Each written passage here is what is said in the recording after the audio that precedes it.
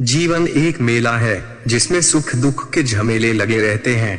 हर व्यक्ति के जीवन में एक ऐसा कठिन समय भी आता जब व्यक्ति निराश हो जाता है। ऐसे समय पर यदि धैर्य से काम लिया जाए और खुद को प्रेरित करके रखा जाए तो सफलता भी आपकी दहलीज पर दस्तक देती है। श्रीमद् भागवत गीता कठिन समय में प्रेरणा से भर देने वाले श्री कृष्ण के विचारों को जान गए तो अपनी इच्छा की शक्ति से अपने आप को नया आकार दें। अपने आप को कभी भी स्व इच्छा से नीचा न होने दे। इच्छा ही आत्मा की एकमात्र मित्र है और इच्छा ही आत्मा की एकमात्र शत्रु है। जिन्होंने खुद को जीत लिया है उनके लिए इच्छा एक मित्र है, लेकिन यह उन लोगों का दुश्मन है जिन्होंने अपने भीतर आत्मा को नहीं पाया है। सर्वोच्च वास्तविकता उन लोगों की चेतना में प्रकट होती है जिन्होंने खुद को जीत लिया है। शांत मन में ध्यान की गहराइयों में आत्मा स्वयं को प्रकट करती है। स्वयं के माध्यम से स्वयं को देखकर एक आकांक्षी पूर्णता के आनंद और शांति को जानता है। कोई भी जो अच्छा काम करता है उसका कभी भी बुरा अंत नहीं होगा, न तो यहाँ और न ही आने वाले युग में। गंभीर तपस्या और ज्ञान मार्ग से ध्यान श्रेष्ठ है। मुझ पर अपना मन लगाकर योग के अभ्यास से स्वयं को अनुशासित करो। मैं उन लोगों के लिए हमेशा मौजूद हूँ जिन्होंने मुझे हर प्राणी में महसूस किया है। व्यक्ति जो चाहे बन सकता है यदि वह विश्वास के साथ इच्छित वस्तु पर लगातार चिंतन करे। कठिन समय में प्रेरणा से भर देने वाले श्री कृष्ण के विचार जो अपने कर्म के फल के प्रति आसक्ति को नहीं छोड़ सकते, वे मार्ग से कोसों दूर हैं। अपनी इच्छा की शक्ति से अपने आप को नया आकार दें। अपने आप को कभी भी स्व इच्छा से नीचा ना होने दें। इच्छा ही आत्मा की एकमात्र मित्र है और इच्छा ही आत्मा की एकमात्र शत्रु है। जिन्होंने खुद को जीत लिया है उनके लिए इच्छा एक मित्र है, लेकिन यह उन लोगों का दुश्मन है जिन्होंने अपने भीतर आत्मा को नहीं पाया है।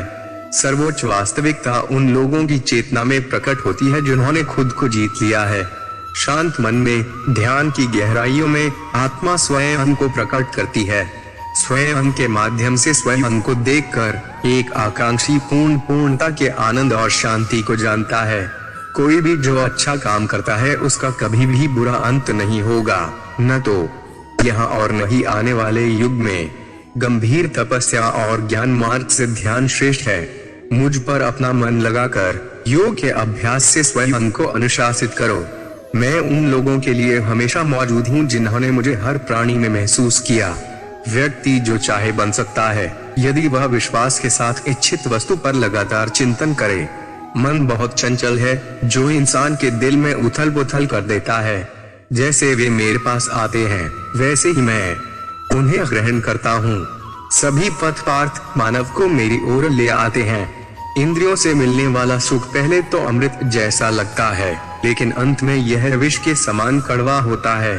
जब ध्यान में महारत हासिल हो जाती है तो मन हवा रहित स्थान में दीपक की लौ की तरह डिग रहता है। हे अर्जुन, तीनों लोकों में मेरे पाने के लिए कुछ भी नहीं है और ना ही कुछ ऐसा है जो मेरे पास नहीं है। मैं अभिनय करना जारी रखता हूँ, लेकिन मैं अपनी किसी जरूरत से प्रेरित नहीं हूँ। कर्म मुझ पर इसलिए नहीं टिकते क्योंकि मैं उनके परिणामों से जुड़ा नहीं हूँ। जो लोग इसे समझते हैं और इसका अभ्यास करते हैं वे स्वतंत्रता में रहते हैं। ज्ञान की भेंट किसी भी भौतिक भेंट से बेहतर है क्योंकि सब कामों का लक्ष्य आत्मिक बुद्धि है। जैसे आग की गर्मी लकड़ी को राख कर देती है, वैसे ही ज्ञान की आग सभी कर्मों को भस्म कर देती है। अपना काम हमेशा दूसरों के कल्याण को ध्यान में रखकर करें। अप्राकृतिक कर्म बहुत तनाव पैदा करता है। हर व्यक्ति का विश्वास उसकी प्रकृति के अनुसार होता है।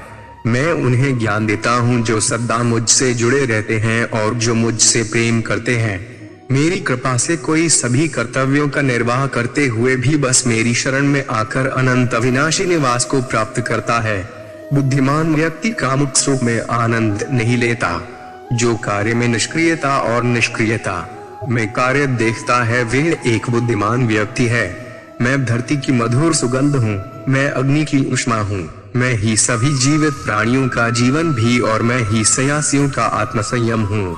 तुम उसके लिए शौक करते हो जो शौक करने के योग्य नहीं है और फिर भी ज्ञान की बातें करते हो।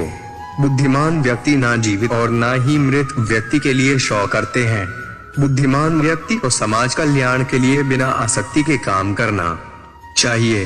कर्म मुझे बांधता नहीं, क्योंकि मुझे कर्म के प्रतिफल की कोई इच्छा नहीं। कर्म योग वास्तव में एक परम रहस्य है। कर्मों से नहीं बांधता जिसने काम का त्याग कर दिया है। अपने अनिवार्य कार्य करो, क्योंकि वास्तव में कार्य करना निष्क्रियता से बेहतर है। आत्मज्ञान की तलवार से काटकर अपने हृदय से अज्ञान के संदेह को अलग करके अनुशासित बनो।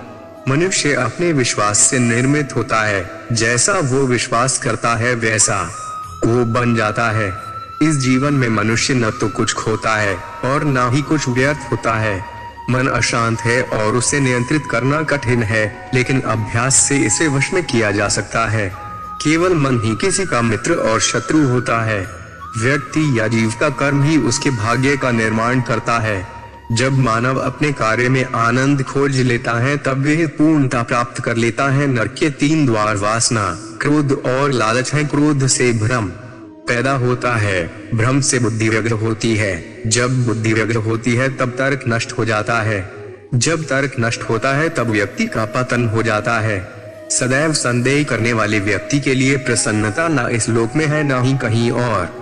मन की गतिविधियों, होश, श्वास और भावनाओं के माध्यम से भगवान की शक्ति सदा तुम्हारे साथ है और लगातार तुम्हें बस एक साधन की तरह प्रयोग करके सभी कार्य कर रही है। ज्ञानी व्यक्ति ज्ञान और कर्म को एक रूप में देखता है, वही सही मायने में देखता है। प्रबुद्ध व्यक्ति के लिए गंदगी का ढेर, पत्थर और सोना सभी एक समान है।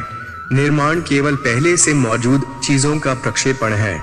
उससे मत डरो जो वास्तविक नहीं है। ना कभी था ना कभी होगा। जो वास्तविक है वो हमेशा था और उसे कभी नष्ट नहीं किया जा सकता।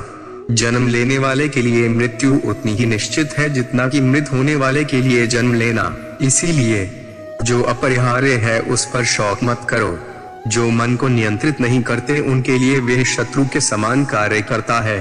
श्री कृष्ण जी के ज्ञान से आपके जिंदगी को रोशनी मिले। दोस्तों को शेयर करके इस ज्ञान को और बांटे, क्योंकि ज्ञान बांटने से ही बढ़ता है। जुड़े रहने के लिए लाइक सब्सक्राइब करें।